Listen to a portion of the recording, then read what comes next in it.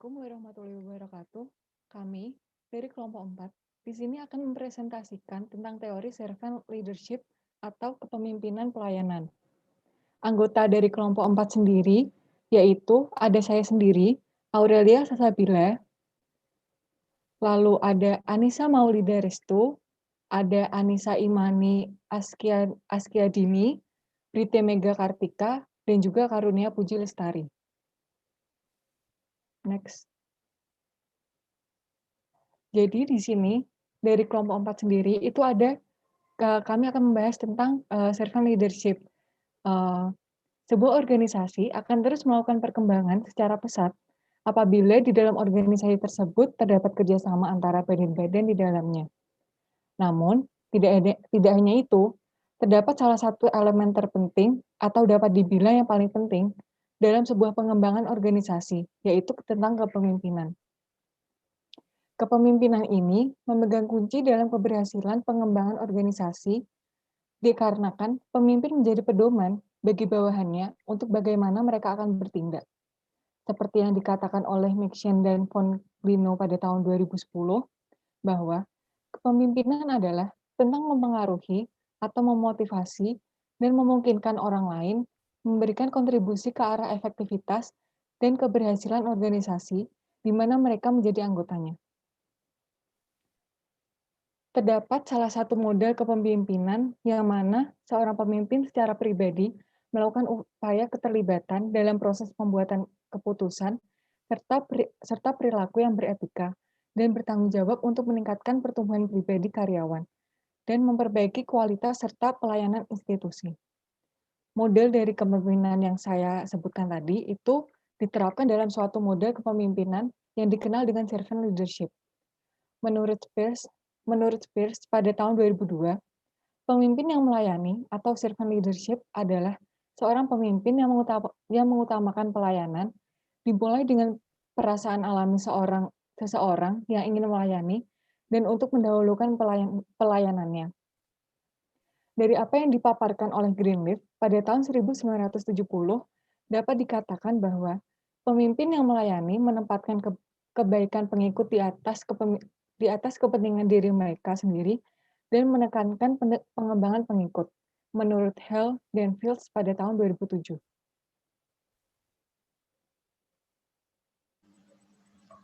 Lalu selanjutnya ada karakteristik dan teori. Servant leadership atau kepemimpinan melayani adalah suatu kepemimpinan yang berawal dari perasaan tulus yang timbul dari dalam hati untuk melayani, menempatkan kebutuhan pengikut sebagai prioritas, menyelesaikan sesuatu bersama orang lain, dan membantu orang lain dalam mencapai suatu tujuan bersama. Teori dari konsep servant leadership pertama kali dikenalkan oleh Robert K. Greenleaf pada tahun 1970 dalam bukunya The Servant as Leader. Robert K. Greenleaf adalah Vice President American Telephone and Telegraph Company. Menurut Greenleaf, servant leadership adalah seorang yang menjadi pelayan lebih dahulu, dimulai dari perasaan alami bahwa seseorang yang ingin melayani harus terlebih dahulu melayani. Kemudian pilihan secara sadar membawa seseorang untuk memimpin. Para pemimpin, pelayan, atau servant leader mempunyai kecenderungan lebih mengutamakan kebutuhan. Selanjutnya ada karakteristik. Yang pertama ada mendengarkan atau listening. Servant leader mendengarkan dengan penuh perhatian kepada orang lain, mengidentifikasi dan membantu memperjelas keinginan kelompok, juga mendengarkan suara hati dirinya sendiri. Lalu yang kedua ada empati. Pemimpin yang melayani adalah mereka yang berusaha memahami rekan kerja dan mampu berempati dengan orang lain. Yang ketiga ada penyembuhan atau healing. Servant leader mampu menciptakan penyembuhan emosional dan hubungan dirinya atau hubungan dengan orang lain, karena hubungan merupakan kekuatan untuk transformasi dan integrasi. Lalu yang keempat ada kesadaran. Kesadaran sendiri untuk memahami isu-isu yang melibatkan etika, kekuasaan, dan nilai-nilai. Melihat situasi dari posisi yang seimbang dan yang lebih terintegrasi. Lalu yang kelima ada persuasi. Pemimpin yang melayani berusaha meyakinkan orang lain daripada memaksakan kebutuhan. Lalu yang keenam ada konseptualisasi. Kemampuan melihat masalah dari perspektif konseptualisasi berarti berpikir secara jangka panjang atau visioner dalam basis yang lebih luas. Lalu yang ketujuh ada kejelian. Jeli atau teliti dalam memahami pelajaran dari masa lalu, realitas saat ini, dan kemungkinan konsekuensi dari keputusan untuk masa depan. Lalu yang kedelapan ada keterbukaan. Menekankan keterbukaan dan persuasi untuk membangun kepercayaan dari orang lain. Lalu yang kesembilan ada komitmen untuk pertumbuhan. Tanggung jawab untuk melakukan usaha dalam meningkatkan pertumbuhan profesional karyawan dan organisasi. Dan yang terakhir ada yang ke-10, membangun komunitas. Mengidentifikasi cara untuk membangun komunitas. Next. Selanjutnya adalah model servant leadership. Nah, di model servant leadership ini, menurut Lydon, Wayne, Zhao, dan Henderson tahun 2008, itu memiliki 3 komponen utama, yakni kondisi antecedent, perilaku servant leadership, dan hasil kepemimpinan. Nah, model tersebut dimaksudkan untuk memperjelas fenomena servant leadership dan memberikan kerangka kerja untuk memahami kompleksitasnya. Nah, yang pertama yaitu kondisi antecedent. Nah, di kondisi antecedent ini, seperti yang ditujukan 3 kondisi sebelumnya, ataupun yang sudah ada, berdampak pada kepemimpinan yang melayani, konteks dan budaya, sikap pemimpin, dan penerimaan pengikut. Nah, kondisi ini tidak termasuk semua kondisi yang mempengaruhi kepemimpinan yang melayani, tetapi mewakili beberapa faktor yang mungkin mempengaruhi proses kepemimpinan. Next.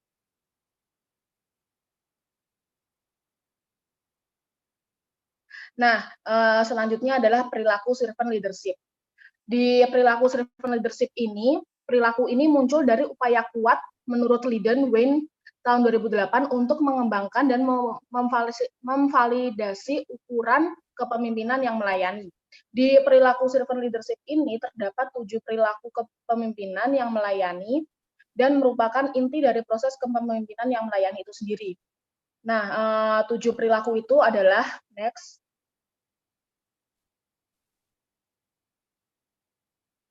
Yang pertama, konseptualisasi. Konseptualisasi mengacu pada pemimpin secara menyeluruh tentang pemahaman dalam organisasi, tujuan, kompleksitas, dan misinya. Misalnya, menurut Kate Simpson, supervisor perawat senior di ruang gawat darurat rumah sakit besar menggunakan konsep untuk memimpin departemennya. Dia sangat memahami misi rumah sakit dan pada saat yang sama, tahu bagaimana mengelola staf secara efektif setiap hari. Anggota stafnya mengatakan Kate memiliki indera keenam tentang apa yang terbaik untuk orang lain. Nah, yang kedua yaitu penyembuhan emosional. Di penyembuhan emosional itu melibatkan kepekaan terhadap masalah pribadi dan kesejahteraan orang lain. Ini termasuk mengenali masalah orang lain dan bersedia meluangkan waktu untuk mengatasinya. Pemimpin yang melayani menunjukkan penyembuhan emosional, membuat diri mereka tersedia untuk orang lain, mendukung mereka, dan memberi mereka dukungan. Selanjutnya yaitu mengutamakan pengikut. Dalam hal mendahulukan orang lain adalah sine qua non dari seorang hamba kepemimpinan, karakteristik yang menentukan itu. Nah, ini berarti menggunakan tindakan dan kata-kata yang secara jelas untuk menunjukkan kepada pengikut bahwa perhatian mereka adalah prioritas, termasuk menempatkan kepentingan dan kesuksesan pengikut di atas kepentingan pemimpin.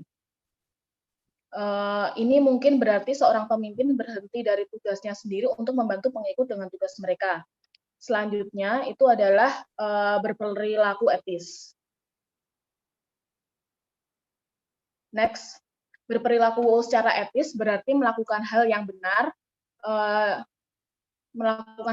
dengan cara yang benar juga. Itu berpegang pada standar etika yang kuat, termasuk bersikap terbuka, jujur, adil, dengan sesuai pengikut-pengikutnya. Pemimpin yang melayani tidak mengkompromikan prinsip etika mereka untuk mencapai kesuksesan.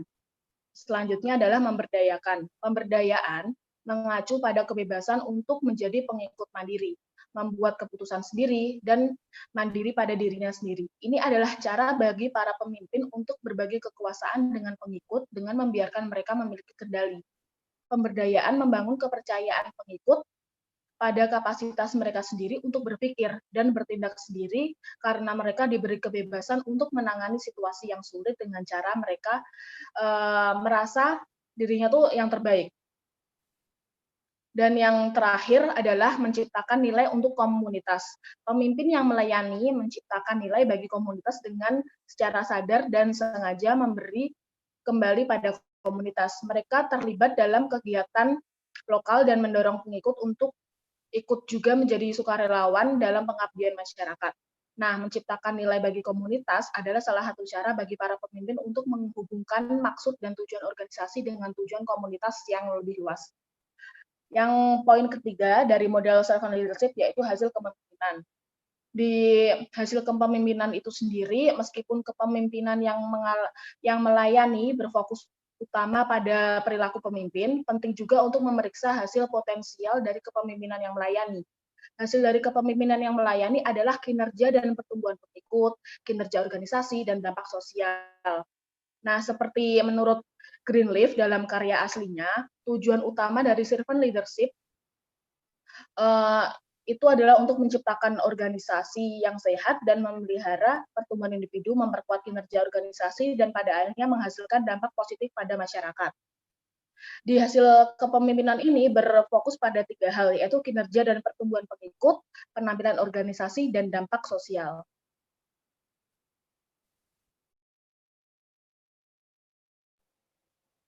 Lalu selanjutnya ada penerapan servant leadership dalam kepemimpinan. Pendekatan servant leadership ini bekerja secara berbeda dari banyak teori yang sebelumnya. Misalnya, tidak seperti pendekatan sifat yang menekankan bahwa pemimpin harus memiliki sifat khusus tertentu. Dan ini juga tidak sama dengan teori jalan tujuan yang menjabarkan prinsip-prinsip tentang gaya kepemimpinan yang dibutuhkan dalam berbagai situasi.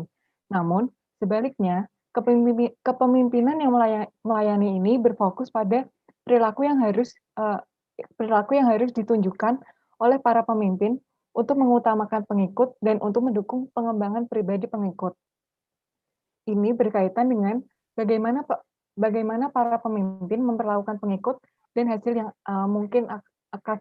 mungkin akan muncul. Jadi, mekanisme apa yang menjelaskan cara kerja servant leadership ini dimulai ketika para pemimpin berkomitmen untuk mengutamakan pengikut mereka, jujur kepada mereka, dan juga memperlakukan mereka dengan adil. Hal ini memungkinkan para pemimpin untuk memahami kemampuan, kebutuhan, dan tujuan pengikut yang pada gilirannya memungkinkan pengikut ini mencapai potensi penuh mereka. Ketika banyak pemimpin dalam organisasi mengadopsi orientasi kepemimpinan yang melayani ini, budaya melayani orang lain di dalam dan di luar organisasi pun akan terbentuk. Perlu dicatat bahwa dalam banyak tulisan tentang kepemimpinan yang melayani, ada posisi filosofis yang mendasari, yang awalnya dikemukakan oleh Greenleaf pada tahun 1970, bahwa pemimpin harus altruistik dan humanistik. Daripada menggunakan kekuatan mereka untuk mendominasi orang lain, maka para pemimpin harus melakukan segala upaya untuk membagikan kekuasaan mereka dan memungkinkan orang lain untuk tumbuh dan menjadi otonom. Akhirnya, kepemimpinan yang melayani menghasilkan perubahan komunitas dan sosial. Kepemimpinan pelayanan ini meluas untuk melayani yang tidak punya dalam masyarakat. Menurut Graham pada tahun 1991. Kasus ini memberikan contoh yang mencolok tentang bagaimana pekerjaan seorang pemimpin untuk melayani membawa hasil yang positif bagi banyak orang di seluruh dunia. Next.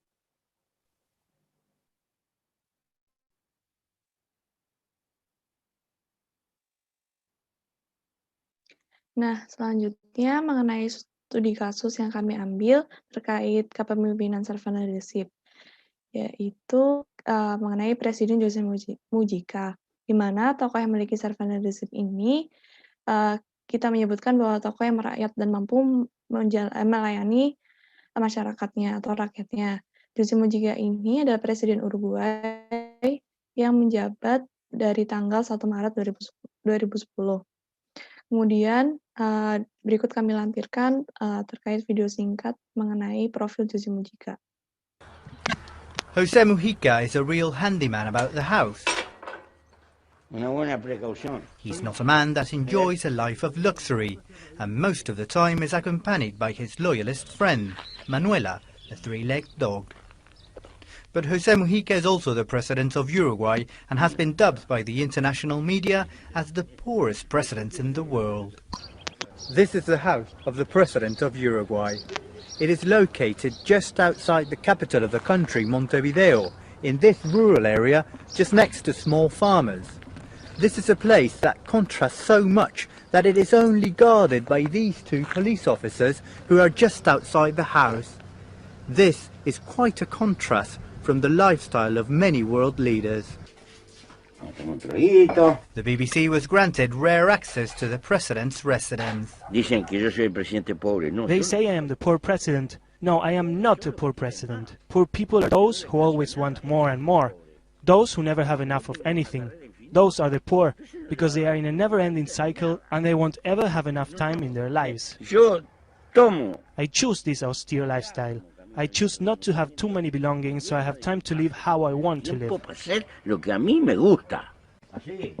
In President Mujica's latest official declaration of wealth, he says he owns just 2 vehicles, a small amount of property and his farmhouse. He also donates 90% of the salary, $12,000 a month, to charity. His car is one of his most valued possessions. I may appear to be an eccentric old man, but do allow me to express myself. When world leaders talk about sustainable development, what is that growth based on? It's based on pushing people into mass consumption, but then you face... Dari perilaku yang mengenai profil singkat dari Jose Mujica ini, kita mengetahui bahwa terdapat 7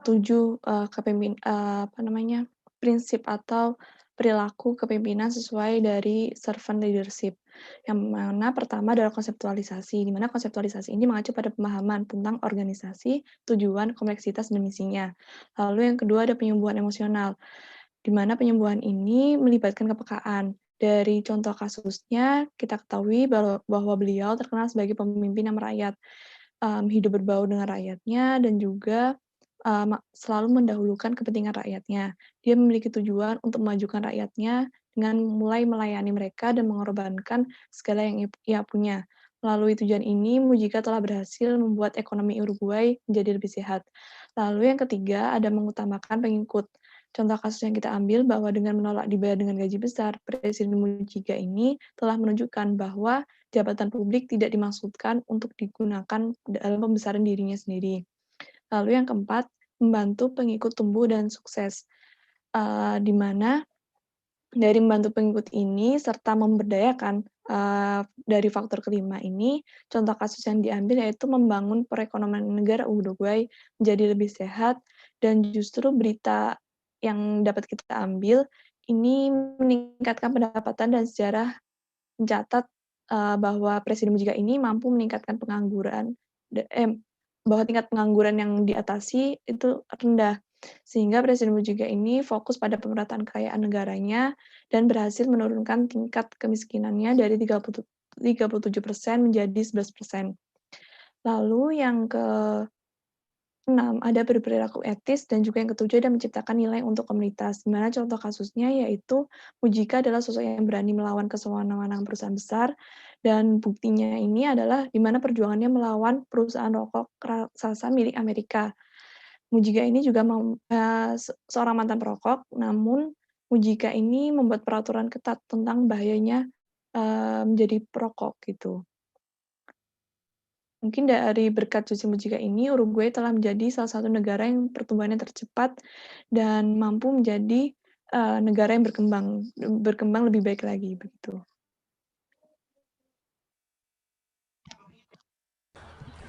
Jose Mujica is a real handyman. Ya, jadi kesimpulannya, servant leadership atau kepemimpinan melayani adalah suatu kepemimpinan yang berasal dari perasaan tulus, yang timbul dari dalam hati untuk menempatkan kebutuhan pengikut sebagai prioritas, menyelesaikan sesuatu bersama orang lain, dan membantu orang lain dalam mencapai tujuan bersama. Nah, kepemimpinan gaya ini berfokus pada perilaku yang harus ditunjukkan oleh para pemimpin untuk mengutamakan pengikut dan untuk mendukung pengembangan pribadi pengikut. Dalam penerapannya, menghasilkan perubahan komunitas dan sosial. Individu dalam organisasi, seperti individu dalam organisasi yang peduli terhadap sesama, menjadi berkomitmen untuk mengembangkan organisasi yang lebih peduli terhadap masyarakat. Yang akhirnya, kepemimpinan melayani ini meluas untuk melayani yang tidak berbakat. Perlu dicatat bahwa penting untuk memperhatikan serta memaksimalkan karakteristik kepemimpinan melayani serta komponen perilaku yang merupakan inti dari proses servant leadership itu sendiri. Sehingga jika hal-hal tersebut sudah maksimal, maka akan berpengaruh pada kinerja organisasi yang ikut maksimal juga. Seperti itu. Next.